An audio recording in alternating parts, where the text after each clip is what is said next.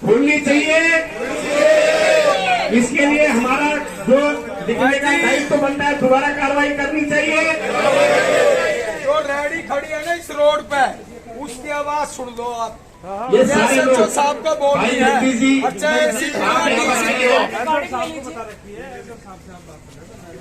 मैं बता रहा हूँ आपके सामने देखो, पब्लिक बैठी है, पूरी मधुबिहार की क्रीम बैठी हुई है और ये सारे लोग चाहते हैं रेडी पर यहाँ से हटाई जाए। इनके लिए कोई प्रबंध आप लोग करें। हम नहीं हटाना चाहते। अगर ये जनता चाहे तो हटा सकती है, लेकिन हम ऐसा कोई कार्रवाई सारी तरह से नहीं करेंगे। हम नहीं करते। सारे पढ़े लिखे अनुशासन के आदमी है। आपका आदेश होगा, हम जिस दिन कहोगे वहां से हटा देंगे। राजधानी दिल्ली के अंतर्गत आने वाले पालम विधानसभा के मधुबिहार वार्ड में आज एक जबरदस्त नजारा देखने को मिला। मधुबिहार वार्ड के अंतर्गत आने वाले सभी आरडब्ल्यूए टीम एक मंच पर एकत्रित हुई और कारण सिर्फ ये कि मधुबिहार वार्ड का विकास कैसे किया जा सके। सवाल मधुबिहार वार्ड का मतलब मधुबिहार स्थान या मधुबिहार ब्लॉक से नहीं है, मधुबिहार वार्ड का विकास कैसे हो, इस बात को लेकर के आज सभी आरडब्ल्यूए टीम ने इकट्ठा एक सभा का आयोजन किया और उस आयोजन के दौरान मधुबिहार वार्ड के विकास की हर संभव बात की गई, चाहे वो विश्वास पार्क की बात हो, चाहे वो राजापुरी की बात हो। ज्ञात है कि पालम विधानसभा के अंतर्गत आने वाले मधुबिहार वार्ड का विकास निरंतर नहीं हो पा रहा है।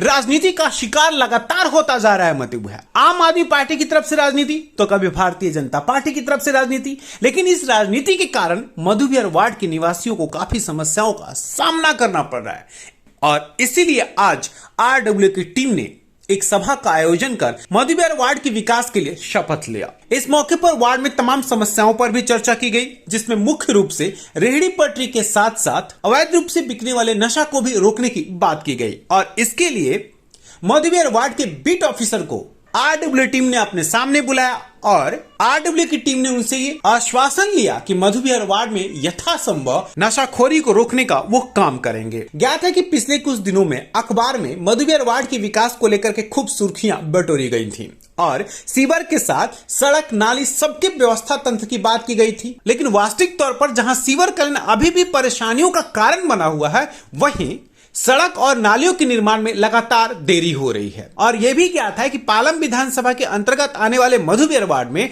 पालम विधानसभा से विधायिका भावना गौड़ हैं, जो कि आम आदमी पार्टी से आती हैं। वहीं मधुबिहार वार्ड के पूर्व निगम पार्षद ममता धामा है, जो भारतीय जनता पार्टी से आती हैं, लेकिन वर्षों से पवन राठी का ही माना जाता है। और इन्हीं दोनों राजनीतिक मतभेदों के कारण मधुबिहार वार्ड का विकास नहीं हो पा रहा है। सोलंकी पालम गांव छोड़ के हम अपनी विचार रख रहे हूँ और हमारी कॉलोनी के विकास के लिए यहाँ आकर के सुबह से शाम तक काम कर रहे हैं, अपना समय भी दे रहे हैं, जगह भी दे रहे हैं, पैसे भी खर्च कर रहे हैं। मैं अपनी सोच बता रहा हूँ, शायद हर एक आदमी उसमें हम सभी इन्वॉल्व हैं। समय देना, पैसे खर्च करना, लोगों को बुलाना, हाथ जोड़ना शायद सबके बस की बात नहीं है। और जो काम करेगा जी उस पर बुराई भलाई तो मिलती है। मैंने भी 40-45 वर्ष हो गया आरडब्ल्यू काम करते करते, बुराई तो मिलेगी, लेकिन हमने अगर आप लोगों ने आरडब्ल्यू वोटिंग द्वारा चुनाव किया है तो उस आदमी की अध्यक्षता में, आपकी आरडब्ल्यू की अध्यक्षता में काम होना चाहिए। कुछ जो हमारे विपक्ष के नेता लोग या भाई लोग जो उल्टी सीधी वैसी वैसी बातें करते हैं वो ठीक नहीं है। उसमें कॉलोनी का विकास रुकेगा और आप लोगों की उसमें ये बात जाएगी भाई कॉलोनी में आपस में डिस्प्यूट में ये काम नहीं होगा। पक्ष के लोग हैं वे दुरुपयोग कर रहे हैं उस पद का जिस पद के ऊपर है। आज सबको पता है बहन विधायक हमारी पालम विधानसभा की विधायक है भावना गौड़, हम उनका आरडब्ल्यू सारी सम्मान करती है, उन्हीं की देख रेख में रोड नालियां बढ़ती है। लेकिन एक बात कहना चाहूंगा, 2 साल पहले आरडब्ल्यू नहीं थी, पूरी मधुबिहार वार्ड के गलत सीवर डले हैं। कल 2.5 घंटे विधायक भावना गौड़ जी से मेरी चर्चा हुई है।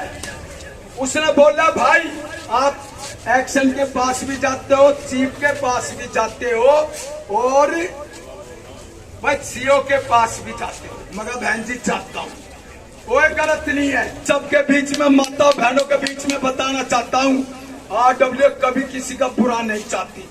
आरडब्ल्यू ने ओनली रेडिस रोड से हटाने की बात करिए, किसी के चालान काटने की बात नहीं करिए। सबसे बड़ी और बात बताऊं, 4-5 एसडीएम के माध्यम से चालान आए थे, हम दूसरे दिन बुलाए, प्रधान भी गया, महासचिव नैनवाल भी गया, एसडीएम को सपट शब्दों में बोल के आए हैं। 1-1 लाख के चालान थे, 1 रुपया नहीं देने दिया और नहीं देने देंगे। नंबर 1 बात। नंबर 2, भाई अपने वो बीट ऑफिसर गए क्या? बीट ऑफिसर साहब यही है क्या? अब सुनो, कहीं फांसी किसी ने लगा ली, वहां चले गए, इन्हें जाना पड़ गया। मैं आपको बताना चाहता हूँ भाई, एमसीडी पे जो पुराने 22 मई को 5 साल का जो राज करके उसके बाद उनसे चैन मिला था, अब लोगों ने शांति मिलेगी, मकानों को कोई बनाएगा तो उसको तंग नहीं करेगा। आज उसके बाद एसडीएम को अगर भेजने लग गए, ये आरडब्ल्यू कमजोर नहीं है, ये कानून का उल्लंघन नहीं करती, लेकिन अत्याचार सेना, भ्रष्टाचार सेना और अत्याचार सेना हम बर्दाश्त नहीं करेंगे। भ्रष्टाचार से लड़ना, अत्याचार से लड़ना ये रणबीर सोलंकी का कर्तव्य है, ये मधु विहार वेलफेयर एसोसिएशन का कर्तव्य है। हम लड़ाई लड़ेंगे। अरे इनकी तो बात ही छोड़ दो, जब तोड़ फोड़ होती थी, सत्ता पक्ष कांग्रेस के हम सिपाही होते थे, और दिल्ली में भी कांग्रेस का राज, सेंटर में भी, हम जब भी उनके खिलाफ खड़े हो जाते थे अपनी कॉलोनियों के बचाने के लिए।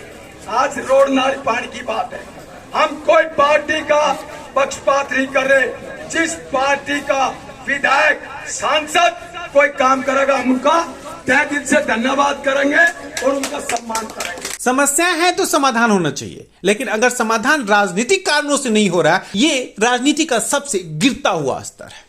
और शायद जनता जनार्दन को यह बात समझ लेनी चाहिए कि अगर उन्हीं के वोट द्वारा बने हुए विधायक और पार्षद उन्हीं के विकास कार्यों के लिए काम नहीं कर रहे हैं, अपने राजनीतिक स्वार्थ के लिए उनका उपयोग किया जा रहा है, तो निश्चित तौर से वोट देते वक्त इन बातों का ख्याल अपने दिमाग में जरूर रखना चाहिए। दिल्ली ब्रेकिंग के लिए अनुज मिश्रा की रिपोर्ट।